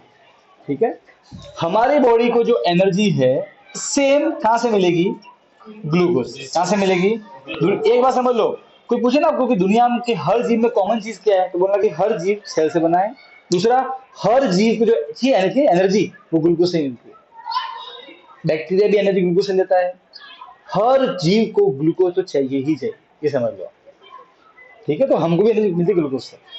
अब देखो यार, मान लो कि आज आपकी बॉडी को केवल 80 ग्लूकोज चाहिए। कितने ग्लूकोज चाहिए? 80। अब बेटा हम तो है ना, पानी पूरी खा ली, फिर बड़ा खा लिया, ठूस ठूस के हमारी बॉडी में हमने 1000 ग्लूकोज पे एंटर करा दिया। हाँ सच में ठूसने वाले ठूसते हैं। चाहिए 80, लिए 1000, तो कितने एक्स्ट्रा हो गए? 920।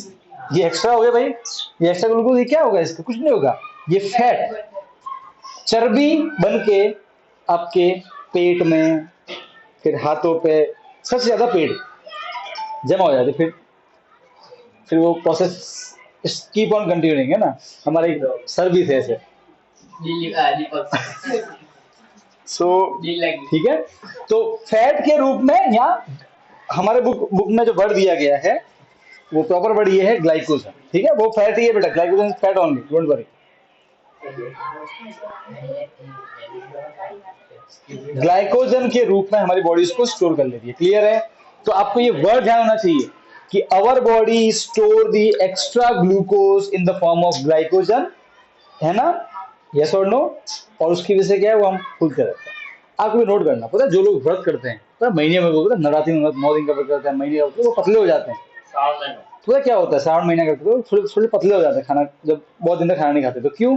देखो अब क्या होता है पता है, हमारी बॉडी बहुत विचित्र होती है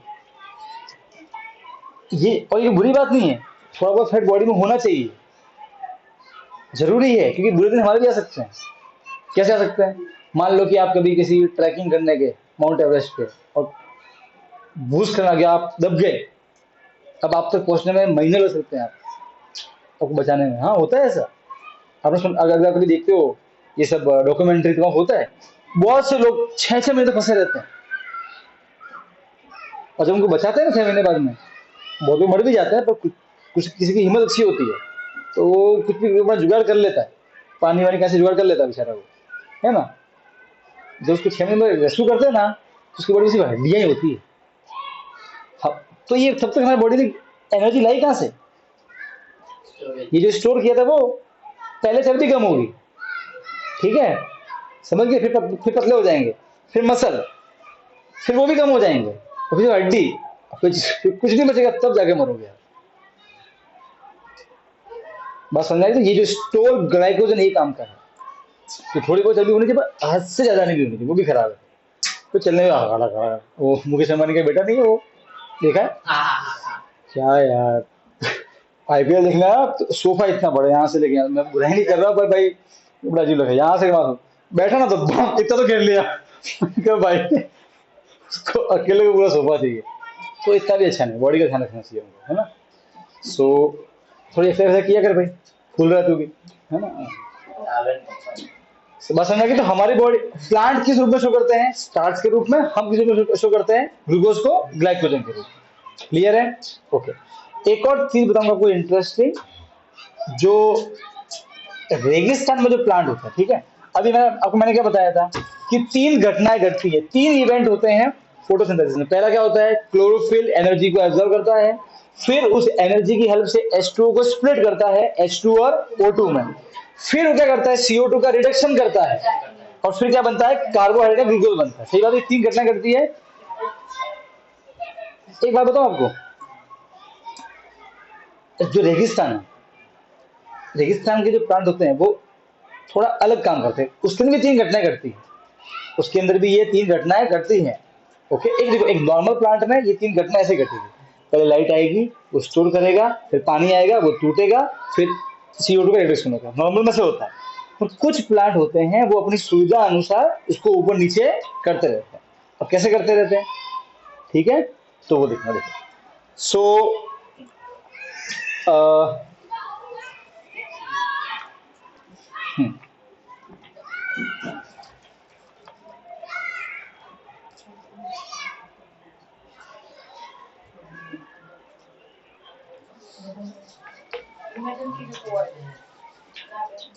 अच्छा, अब सुनो, अब डेजर्ट का प्लांट ऐसा क्यों करता है, पहले वो समझ लेते हैं। देखो पता है, हमने ये नाइन्थ में पढ़ा था और आपने पहले ही पढ़ा होगा, पता है प्लांट की जो पत्तियां होती हैं उसके ऊपर स्टोमेटा होता है।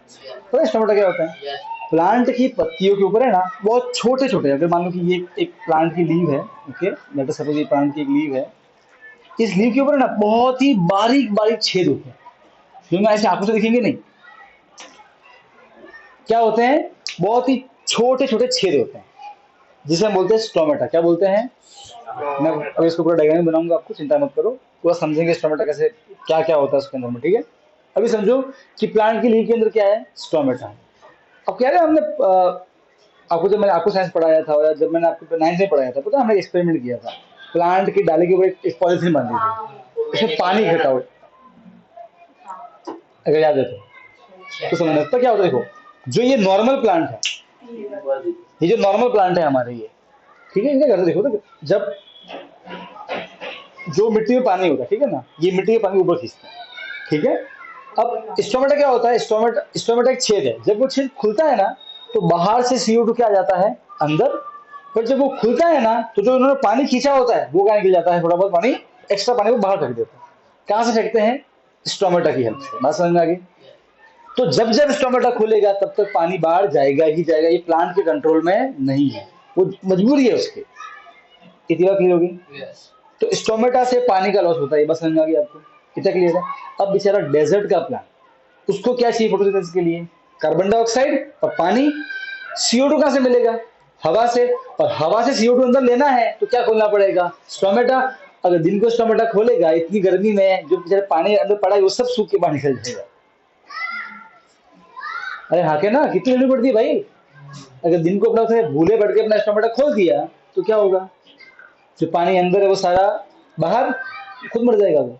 उसको पानी चाहिए, किसके लिए, फोटोसिंथेसिस के लिए। हाँ के ना, CO2 भी चाहिए, पानी भी चाहिए। अब क्या करे भैया, देखो इनको चिंता नहीं है, यहाँ पे इतनी भर गर्मी नहीं होती रेगिस्तान जैसे, तो ये दिन को अपना स्टोमेटा खोल लेते हैं, जितना CO2 चाहिए उतना मिल जाता है, पानी भी थोड़ा बहुत लॉस चलेगा, वो मैनेज कर ले रही है। पर वो वाला मैनेज नहीं कर सकता, ऑलरेडी पानी कम है रेगिस्तान में तो। अरे यस और नो, तो क्या करे अभी, तो वो उसने अपनी सेटिंग चेंज कर दी। जो रेगिस्तान वाला प्लांट होता है, डेजर्ट प्लांट, ठीक है, ये सब किसमें होता है, डेजर्ट प्लांट में। वो नाइट के समय में अपना स्टोमेटा, अपना वो जो छोटा सा होल है वो ओपन करेगा, स्टोमेटा ओपन करेगा, और वो नाइट के समय में अंदर क्या ले लेगा, कार्बन डाइऑक्साइड। क्या ले लेगा, बात समझ में आ गई। यस और नो? और वो CO2 को अंदर लेके एक कोई नया केमिकल बना लेगा, उसे हम बोलते हैं इंटरमीडिएट। क्या बोलते हैं? तो एक केमिकल बनाएगा, वो ग्लूकोज नहीं है। ग्लूकोज तो तब तक नहीं बनेगा जब तक क्या नहीं आए, सनलाइट नहीं है। सनलाइट भी चाहिए ना भैया। पानी पानी उसके अंदर है, उसने रात को अपना टमाटर खोला, सुबह पानी लॉस हो गया चलेगा, पर रात को तो ठंड होती है तो कम पानी लॉस होता है। क्लियर है? तो वो मैनेज कर लेता है। रात को मुंह खोला, पानी भी थोड़ा अंदर है, CO2 भी आ गया, बंद कर लिया फटाफट से मुंह, फटाफट से क्या बना लिया, एक एक बीज की वस्तु बना ली। इट्स लाइक दिस कि अ, मान लो कि मुझे आटा गूंदना आता है, पर आटे से वो रोटी बनाना नहीं आता गोल गोल से, तो मैंने आटा इंटरमीडिएट है। तो भाई मान लो कि भाई मेरी मम्मी घर पे आने वाली है, मुझे भूख लगी है, तो मैंने कहा मम्मी आएगी आटा गूंदेगी, तब तो टाइम लग जाएगा, चलो आटा मैं ही गूंद लेता हूँ। तो मैंने फटाफट आटा गूंद लिया। अब मम्मी आई, मम्मी ने आके फटाफट से रोटी बेल के बना दे दी मुझे। तो आटा क्या हुआ? इंटरमीडिएट। जब मम्मी आएगी तब ऑटोमेटिक, तो टाइम बच गया ना? यस और नो? तो रात के समय करता है वो CO2 और पानी की हेल्प से क्या बना लेता है, एक बीज की वस्तु बना लेता है। और जब सुबह होती है, मॉर्निंग, क्या होती है? मॉर्निंग होती है, तो वो सनलाइट का यूज करके क्या कर लेता है, और इससे क्या बना लेता है? ग्लूकोज। क्या बना लेता है वो? बात समझ में आ गई? क्लियर है? तो desert plant during night they absorb CO2 and forms an intermediate compound. क्योंकि बीज की वस्तु बना लेंगे ना, आटे से लोट बन गया, वो लोट पूरा गीला लोट। फिर in the morning time they use sunlight. अब वो दिन में अपना छोटा खोल नहीं सकते, कोई दिक्कत नहीं, जरूरत भी नहीं खोलने की ना। CO2 चाहिए था, रात भर ले लिया, ये बन गया, अब लोट तैयार है भाई। अपनी मम्मी वापस से आके नया आटा निकालेगी, वो तो वो करना नहीं है मम्मी को, वो तैयार पड़ा है, मम्मी को सिर्फ उसकी लोई बनानी है और सेक दो, इतना ही करना है ना। तो ये तो भाई इन दोनों से मिलकर ये तैयार हो गया, सनलाइट आएगी, इससे रिएक्शन होगा, क्या बन जाएगा? ग्लूकोज, ऑक्सीजन सब बन जाएगा। तो ये उनकी स्ट्रेटेजी हुई। बात समझ में आई कि नहीं आई? अरे यस और नो? अच्छा याद करो, इसमें जो इवेंट लिखे हैं उसमें सबसे पहले क्या लिखा हुआ था कि सनलाइट का एब्जॉर्ब करना। क्या डेजर्ट में पहले वो हो रहा है? नहीं, पहले वो CO2 का करता है एब्जॉर्ब रात को, फिर वो ये बनाता है, फिर सुबह जाके वो सनलाइट भी यूज करता है। मैंने कहा बोला प्लांट ऊपर नीचे कर सकते हैं अपने प्रोसेस को, डिपेंडिंग किस पे करेगा, डिपेंड करेगा कि वो कहाँ पे मिलते हैं। ठीक है? ठंडे इलाका प्लांट अपना अलग प्रोसेस फॉलो करेगा, जो मीडियम इलाके प्लांट है वो अपना अलग प्रोसेस फॉलो करेगा। यस और नो? बात समझ में आएगी नहीं आई? पक्का? डन? तो ये होता है डेजर्ट के प्लांट। यहां तक कोई दिक्कत है बोलो मुझे फटाफट से। कोई दिक्कत है? नहीं नहीं, पक्का पक्का, गारंटी?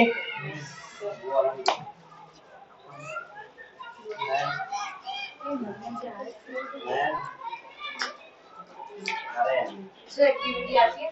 हाँ, एक्टिविटी आती है, मैं सारी नहीं आती है, कुछ कुछ इंपॉर्टेंट एक्टिविटीज है, मैं आपको बता दूंगा और आप चिंता मत करो, बहुत ही ईजी है। ठीक है? वो आपको मैं आपको थोड़ा दिखाऊंगा, अपन समझाऊंगा, फिर वीडियो भी देखेंगे, आपके माइंड में चल जाएगा। एक्टिविटी बेटा, हाँ आप एक्टिविटी में मन से ले सकते, यहाँ पे आपको छूट है ना, उसका पूरा फॉर्मेट होता है, मैं वो पूरा फॉर्मेट भी समझाऊंगा। एंड डोंट वरी, जो भी एक्टिविटी इंपॉर्टेंट है मैं उसका आंसर बैठा बैठा दे दूंगा, आपको सिर्फ याद करना है, ठीक है? चिंता नहीं करने की चीज की, ठीक है? वो सब मिल जाएगा, वो सिर्फ याद करना। आपका काम क्या है? याद करना, बैठा का बैठा, बस ये आपका काम है। ये आपका काम कर लो, मेरा काम मैं कर लूँ। एक और चीज, मैं आपको नोट्स और वो उसकी भेजूंगा PDF, उसका प्रिंट निकाल देने को, ठीक है? और अभी ये चैप्टर लंबा है, तो ऑब्वियसली मैं फुल चैप्टर का टेस्ट एक साथ में लूंगा नहीं, मैं चैप्टर को तोड़ के टेस्ट लूंगा। आधे चैप्टर का एक टेस्ट और आधे चैप्टर का एक टेस्ट, ताकि सब इकट्ठा ना हो जाए। कितना क्लियर है ना? समझ गए? अच्छा सर, हमको अभी पढ़ाई कैसे करनी है, हम कैसे साइंस को पढ़ेंगे? तो देखो, मैं आपको एक बात बताता हूँ। सबसे पहले तो क्या करना है पता है? जो बुक है, आपके नोट्स, देखो जो मैं नोट्स भेजूंगा, ठीक है, नोट्स काम के हैं, नोट्स की PDF, तो सबसे इंपॉर्टेंट है PDF। ये PDF और जो मैं आंसर दूंगा वो पहले पास में रखना है। अब आप नोट देखो, नोट्स क्या होता है, पहले नोट को समझो। चैप्टर से जो नोट्स है ना, वो मैंने बहुत ही डीप में बना रखा है, वो खुद है ना, तो उसमें आपको लगभग सभी डिटेल्स मिल जाएगी। ओके? पर इसके अलावा जो चैप्टर्स है, तो क्या होता है जब हम नोट्स डीप में बनाते ना, फिर नोट्स ये फिर बुक से बड़े हो जाते हैं, दिक्कत ये होगी। तो फिर जो बाकी चैप्टर्स होंगे आपके, उसमें क्या नोट्स मैंने तो छोटे बनाए। तो आपको कैसे पढ़ना है पता है? आपको कैसे पढ़ना है? सबसे पहले बुक को रीड किया, आप रीड कर रहे हो, नोट्स पास नहीं है आपके, ठीक है। अब आप नोट पास में आपके, आप पढ़ रहे, ओके, आप पढ़ रहे हाँ यार ये चीज नोट्स में अवेलेबल नहीं है जो बुक की है, ओके, वो चीज आपको नोट्स में लिख देनी चाहिए, लिख दी, ओके। ऐसे हर टॉपिक को देखना है आपको, स्टार्टिंग में एक टॉपिक पढ़ा, ये पढ़ा, ओके यार ठीक है, ओके फाइन, जो टॉपिक नोट्स में हो वो टॉपिक बुक से पढ़ना है, ठीक है। जैसे देखो ये बुक है ये वाला, अब ये जो आपकी बुक है इसमें आपको कोई देखो यहाँ ये सब पढ़ने की कोई जरूरत नहीं है, अब चीजें चालू यहाँ से करना, न्यूट्रिशन से, ठीक है। इसमें कुछ एक दो चीजें हैं वो मैं लास्ट में बता दूंगा, वैसे काम की नहीं है, आपको चालू यहाँ से करना, मेन चीज यहाँ चालू होती है, समझ गए ना, ओके। तो आपको क्या करना है, वो वैसे तो सारी चीजें आपके नोट्स में अवेलेबल ही होती है, कुछ कुछ चीजें नहीं होती, ठीक है। तो वो आप ऐसे देख के जो इसमें मिसिंग है वो इसमें ऐड कर लिया, ओके। उससे फायदा क्या होगा, आपकी बुक भी रीड हो जाएगी, एक बार पूरा रीड हो गया आपका बुक, ठीक है, नोट भी हो गया। और जब टेस्ट का दिन आता है, जब मेरे को अब टेस्ट आने वाला तो क्या करना है, जब मेरे को क्वेश्चन आंसर भेजे हैं बस वो अच्छे से देखना है, याद करना, ये मैंने तरीका बताया, आप चाहे तो अपना भी तरीका फॉलो कर सकते हैं। कहने का अर्थ ये है कि कोई भी इंफॉर्मेशन मिस नहीं होनी चाहिए, बस याद, आपको याद सब रखना है, इतना क्लियर है। अरे यस और नो, क्वेश्चन कैसे बनते हैं एग्जाम में, बोर्ड में, आप जब स्टार्टिंग में 2-3 टेस्ट दोगे आपको सब समझ में आ जाएगा, तो उसकी चिंता करने की जरूरत नहीं, ठीक है। एक दो टेस्ट दोगे ना स्टार्टिंग, आपको सब मालूम पड़ेगा कि अच्छा कैसे क्वेश्चन आ रहे हैं, कैसे मुझे आंसर लिखना चाहिए बोर्ड में, ठीक है, कैसे मेरा अप्रोच होना चाहिए, मुझे कैसे अपनी स्ट्रेटजी चेंज करनी है। तो आपको हर टेस्ट के बाद में सीखना है, ओके अब मुझे ऐसे पढ़ना है, अब मुझे थोड़ा सा ये शिफ्ट करना है। स्टार्टिंग में शायद थोड़ी दिक्कत है एडजस्टमेंट, पर धीरे धीरे आप सीख जाओगे, समझ गए, ओके। अब मैं आपको थोड़ा बहुत समझाता हूँ स्टोमेटा के बारे में। स्टोमेटा क्या होता है वो देख लेते हैं अपन।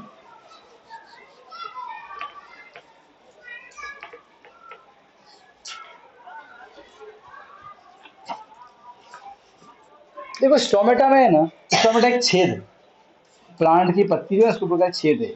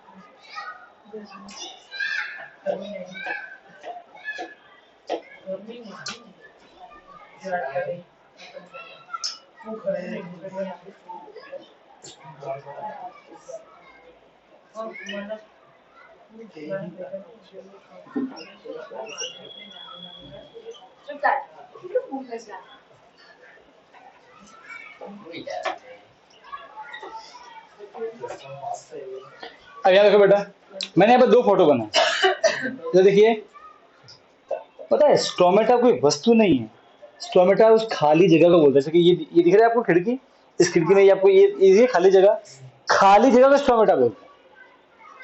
सर ये स्टोमेटा नहीं है, ये स्टोमेटा के चारों तरफ की चीजें हैं, ये खाली जगह स्टोमेटा है। जैसे ये गेट का लिखा है खाली जगह है ना, ये स्टोमेटा है। Stomata is the small opening, उस खाली जगह को स्टोमेटा बोलते हैं। बात समझ में आई। अब ये जो खाली जगह है ना, इसके आसपास आपको ये 2 चीज दिखेगी, दिख रहा है ये वो राजमे की तरह है, राजमा है ना, राजमा की जो बीन्स होती है वो, इसे बोलते हैं गार्ड सेल। क्या बोलते हैं? गार्ड का मतलब क्या होता है? जो रक्षा करता है ना। इसका काम मतलब क्या है? इसका काम है इस स्टोमेटा को बंद और खोलना। बात समझ में आ रही है? ये देखो, ये स्टोमेटा खुला हुआ है, ये गेट है ना, ये गेट ओपन, तो खाली जगह हो गई। ये खाली जगह क्या है? स्टोमेटा। क्या है ये? खाली जगह बोलते हैं स्टोमेटा। कोई दिक्कत नहीं है। तो जब स्टोमेटा, जब ये खाली जगह होती है, नोटिस करो ये गार्ड से कितने फूले हुए हैं, है कि नहीं? फूले बढ़िया गोल मटोल से, है कि नहीं है? अच्छा, अब स्टोमेटा बंद, गेट बंद कर दिया, खाली जगह क्लोज हो गई, स्टोमेटा क्लोज हो गया, खाली जगह है ही नहीं। अब गार्ड देखो देखो गार्ड सेल को सिकुड़ के बेचारे गरीब अवस्था में आ गए, कोई जगह है नहीं। है ना, वो दिखाई होता नहीं, बिल्कुल हो जाता है। इतनी बात क्लियर है? अरे यस और नो, बात समझ में आई? अभी ये भी ये गार्ड सेल ही है, अभी थोड़े से पतले हो गए, तो यहाँ पे ये श्रिंक हो गए, क्या हो गए, और यहाँ पे ये स्वेल हो गए, सूज गए हैं। तो ये पता है कब सूजते हैं? जब जब जब गार्ड सेल के अंदर वाटर एंटर करता है, क्या करता है, when water enters into guard cell, जब एंटर करता है, पता है अगर आप एक गुब्बारे को हवा पानी का दो तो सिकुड़ जाएगा, हवा पूरा फूल जाएगा। तो जब हवा अंदर घुसती है तो वो फूलता है, और हवा बाहर निकलती है तो वो सिकुड़ता है। वैसे ही गार्ड सेल के जब प्लांट को अपना स्टोमेटा ये खोलना है, तो प्लांट अपने गार्ड सेल में पानी को एंटर कराएगा। जब गार्ड सेल में पानी एंटर करे तो गार्ड सेल फूलेंगे, जब वो फूलेंगे तो यहाँ पे क्या बन जाएगी, खाली जगह। When water enters into guard cell क्या कह जाते हैं, this swells up, मतलब सूज जाते हैं, और उसकी वजह से एक खाली जगह बन जाती है। जब खाली जगह बनती है तो क्या होता है, CO2 बाहर से अंदर और पानी अंदर से बाहर, ये पत्ती के अंदर जो पानी है वो बाहर आ जाता है, कोई दिक्कत नहीं है, यस और नो। अब उसको प्लांट को मालूम, हाँ अब मुझे जितना CO2 चाहिए मैंने ले लिया, अब मुझे इसको बंद करना पड़ेगा, क्योंकि ये लाइफ टाइम खुला रहा तो सारा पानी बाहर निकल जाएगा, यस और नो। तो उसको बंद करना भी जरूरी है गेट को। अरे यस और नो, ये बिल्कुल डैम की तरह है, डैम की गेट अगर आपने परमानेंट खोल दिए तो सारा पानी बाहर निकल जाएगा। डैम क्यों बनाया था, पानी को स्टोर करने के लिए। अब तो ओवरफ्लो हो रहा है तो गेट खोल दो, अरे हाँ के ना, जब लगे हाँ भाई ठीक है गेट बंद भी करना पड़ेगा ना, ये बंद भी करना है, तो क्या करता है, तब प्लांट अपने गार्ड सेल के अंदर से पानी को बाहर फेंक देता है, वाटर एग्जिट होता है, बाहर निकल जाता है। When water comes out of the guard cell shrink हो जाता है, सिकुड़ जाता है, गुब्बारे की तरह, गुब्बारे की तरह पानी का दो सिकुड़ जाएगा एकदम से। गार्ड सेल जब सिकुड़ते हैं तो पास में आ जाते हैं, जब सूजते हैं तो पूरा एक जगह बन जाती है, और जब सिकुड़ते हैं तो वापस से, कोई दिक्कत नहीं है, समझ गए? तो जब श्रिंक हो जाते हैं तब वो जगह बंद हो जाती है, स्टोमेटा क्लोज। तो स्टोमेटा ओपन कैसे होता है, समझ गए? When water enter into the guard cell swells up and a space is created, that space is known as stomata. When water enter out of the guard cell shrink and stomata get closed. समझ गए? इस तरीके से plant control करता है, पानी की help से होता है ये तो। जब सनलाइट लेता है सनलाइट के लिए जरूरी नहीं गार्ड सेल, ठीक है, सिर्फ CO2 के लिए जरूरी है, CO2 और पानी वानी बाद अंदर भेजना हो ना तब सनलाइट तो सीधा उसको ऊपर गिरती है सेल के ऊपर, उसके अंदर क्लोरोफिल है, वो सीधा ले लेता है।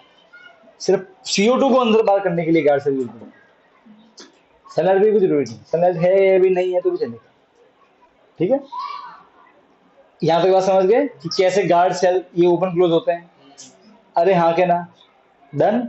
अच्छा अब इसी सुनो, जब प्लांट अपने पानी को लूज करते हैं स्टोमेटा के थ्रू, उसे बोलते हैं ट्रांसपीरेशन, याद आया कुछ? पढ़ा होगा बस। The loss of water by plants through stomata is known as transpiration. ये वर्ड शायद अपने बुक में है कि नहीं मालूम नहीं, पर ठीक है चलो कोई बात नहीं, दिया तो हुआ है पर उसकी डेफिनेशन नहीं दी हुई, ठीक है। पर आप ध्यान रखना ट्रांसपीरेशन क्या होता है, loss of water through stomata, okay, is known as transpiration. और ये होगा ही होगा, हर प्लांट को करना ही पड़ता है ये, क्लियर?